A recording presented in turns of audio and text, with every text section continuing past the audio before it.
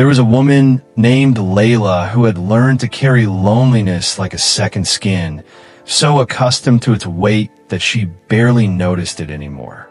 She was 39 years old, unmarried, living by herself in a small apartment on the fourth floor of an aging building where the elevator rarely worked and the neighbors kept to themselves.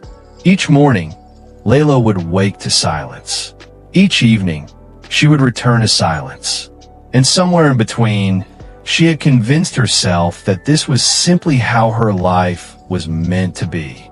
Layla worked as a translator for a publishing company, a job that allowed her to work mostly from home, which meant days could pass without her speaking to another human being beyond brief exchanges with the grocery store cashier or the postal worker. She had no close friends anymore. They had all drifted away over the years, consumed by their own marriages and children and busy lives that no longer had space for a single woman approaching 40. Her parents had passed away years ago. Her only sibling, a brother, lived in another country with his own family and called perhaps twice a year on holidays. The isolation had crept up so gradually that Layla couldn't pinpoint exactly when she had transitioned from being alone to being deeply, crushingly lonely. It wasn't that she chose solitude. It was simply that life had slowly, methodically peeled away every connection until she found herself floating through days like a ghost, present but unseen, existing but not really living. Each night, after completing her work and eating a simple dinner prepared for one, Layla would sit on her prayer mat and perform her Isha prayer.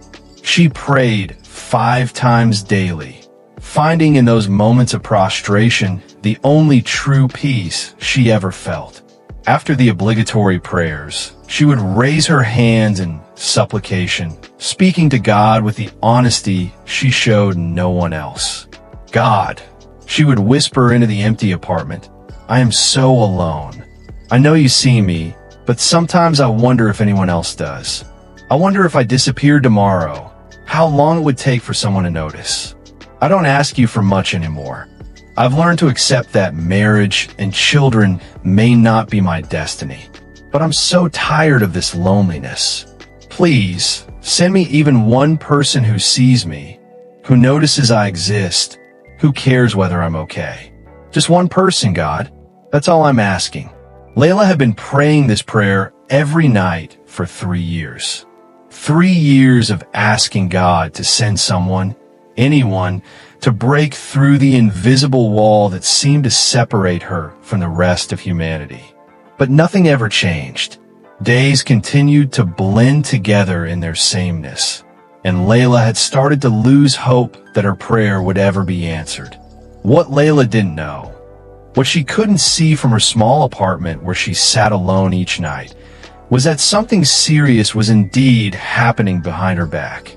Someone had finally noticed that she was alone, that she was struggling, that she was slowly fading.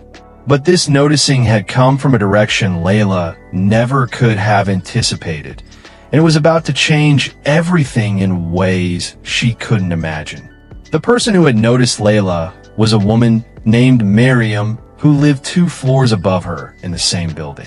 Miriam was 78 years old, a widow who had lived in this building for 40 years and had seen countless neighbors come and go. She was the kind of woman who noticed everything. She knew everyone's schedules, their habits, their struggles, though most people had no idea she paid such close attention. Miriam had been observing Layla for over a year, though Layla didn't know Miriam existed. The elderly woman had noticed how Layla came and went alone, always alone, never with friends or family. She had seen the sadness in Layla's eyes on the rare occasions they passed in the lobby. She had noticed that Layla's mail would pile up sometimes, suggesting days when she didn't leave her apartment at all. She had heard the sound of Layla's footsteps above her bedroom late at night, the slow, heavy walk of someone who had nowhere to go and no reason to hurry. What had really caught Miriam's attention was what she heard through the thin walls of the old building. Miriam's apartment shared a wall with Layla's, and late at night, In the deep silence, Miriam could sometimes hear Layla crying. Not loud sobs, but the quiet, stifled kind of crying that people do when they're alone and don't want anyone to know they're breaking. The first time Miriam heard it, she assumed it was a temporary sadness, the kind everyone experiences occasionally. But when she continued to hear those quiet tears night after night, week after week, month after month, she knew this was something different. This was the sound of profound loneliness, the kind that slowly erodes a person's spirit until they become a shadow of who they were meant to be. Miriam knew this sound because she had made it herself many years ago after her husband died and her children moved away, and she found herself suddenly alone after decades of being surrounded by family. She remembered how that loneliness had nearly destroyed her, how she had contemplated ending her own life because the isolation felt like a slow death anyway. It was only her faith in the unexpected intervention of a neighbor who noticed her suffering that had saved her. Now, hearing those same sounds of quiet desperation coming from Layla's apartment, Miriam felt moved by God to act. She didn't know Layla, had never spoken to her beyond a brief greeting years ago, but she felt strongly that God was placing this on her heart for a reason. Miriam began to pray for Layla every night. She didn't know Layla's name at first. She simply called her my neighbor in her prayers. God, my neighbor is suffering. She is alone and sad, and I can hear her pain through these walls. Please comfort her. Please send her relief. Please guide me if there's something I should do to help her. Miriam prayed these prayers for 2 weeks while trying to figure out how to approach Layla without seeming intrusive or strange. The elderly woman knew that modern people value their privacy, that a random neighbor showing up at your door could seem suspicious or unwelcome. She didn't want to frighten Layla or make her feel exposed in her vulnerability. Then God provided an opportunity in a way only He could orchestrate. One afternoon, the building's ancient elevator finally broke down completely, trapping someone between floors. The fire department had to come, and all the residents gathered in the lobby to see what was happening. Miriam positioned herself near where she had often seen Layla standing, hoping for a chance to introduce herself naturally. When Layla came down to see what the commotion was about, Miriam turned to her with a gentle smile. "Quite the excitement for our quiet building," she said warmly. "I'm Miriam, by the way. I live in apartment 6B. I don't think we've properly met, though I've seen you around." Layla looked surprised to be spoken to, almost as if she had forgotten what it felt like to have someone initiate conversation with her. "I'm Layla, 4th floor. Yes, this is unusual." They stood together watching the firefighters work, making small talk about the building's age and the landlord's reluctance to fix anything. Miriam was careful not to push too hard, just establishing a basic connection. Before they parted, Miriam said casually, "You know, I make tea most afternoons around 3. If you ever want company, my door is always open. I know how quiet this building can be." Layla nodded politely, but Miriam could see in her eyes that she didn't believe the invitation was sincere. She had the look of someone who had learned not to expect kindness, not to trust when people said their door was open. But Miriam meant it, and she decided to prove it. The next day, Miriam did something bold. She baked a small batch of cookies and climbed the 2 flights of stairs to Layla's floor. She knocked on Layla's door with her heart pounding, praying she wasn't making a mistake. When Layla opened the door, she looked confused and slightly wary. "Yes, I'm sorry to disturb you," Miriam said quickly. "I baked too many cookies. Happens you're used to cooking for a large family, but now live alone. I thought you might like some, and I wanted to repeat my invitation from yesterday. I really do have tea at 3 most days, and I would genuinely enjoy the company if you ever want to join me." Layla stood there holding the container of cookies, clearly unsure how to respond to this unexpected kindness. "Thank you," she said quietly. "That's very kind of you. I mean it about the tea," Miriam said, starting to leave. "Apartment 6B. Any afternoon. You don't need to call ahead or anything formal. Just knock." After Miriam left, Layla closed the door and stared at the cookies in her hands. She couldn't remember the last time someone had done something like this for her. Something simple and kind with no apparent motive. She almost started crying right there, overwhelmed by how such a small gesture had touched something deep inside her that had been untouched for so long. 3 days passed before Layla found the courage to knock on Miriam's door. It was a Tuesday afternoon, and Layla had spent the morning working on a particularly tedious translation. She had been feeling especially low, the apartment walls seeming to close in on her, when she remembered the elderly woman's invitation. The voice in her head immediately provided all the reasons why she shouldn't go. She would be imposing. Miriam probably didn't really mean it. She would seem desperate and pathetic. But another voice, quieter but more persistent, reminded her of her nightly prayer asking God to send someone. What if this elderly neighbor was the answer? What if Layla's own fear and pride were preventing her from receiving what she had been begging for? So Layla washed her face, changed into clean clothes, and climbed the 2 flights of stairs to apartment 6B. Her hand trembled as she knocked, and she almost turned to leave before the door opened. Miriam answered with a genuine smile that reached her eyes. "Layla, I'm so glad you came. Please come in. The tea is just ready." Layla stepped into Miriam's apartment and was immediately struck by how warm it felt. Where Layla's apartment was sparse and practical, Miriam's was filled with photographs, plants, colorful cushions, the smell of baking bread. It felt alive in a way Layla's space had never felt. They sat together at Miriam's small kitchen table, and for the first time in years, Layla had a real conversation with another human being. Miriam asked questions that showed genuine interest, not the polite, superficial questions people ask when they don't really care about the answer, but real questions. She asked about Layla's work, her interests, where she had grown up. She listened to the answers with full attention, responding thoughtfully, making Layla feel heard in a way she hadn't felt in so long. An hour passed like minutes. When Layla finally said she should go, Miriam touched her hand gently. "This was lovely. Please come back. Tomorrow if you like, or whenever you need company. I'm always here." That night, Layla prayed differently than she had in months. "God, thank you. Thank you for sending someone who sees me. I don't know why this woman noticed me, why she's being kind to me, but I know it's from you. Please bless her for her kindness." What Layla didn't know was that upstairs, Miriam was having her own conversation with God.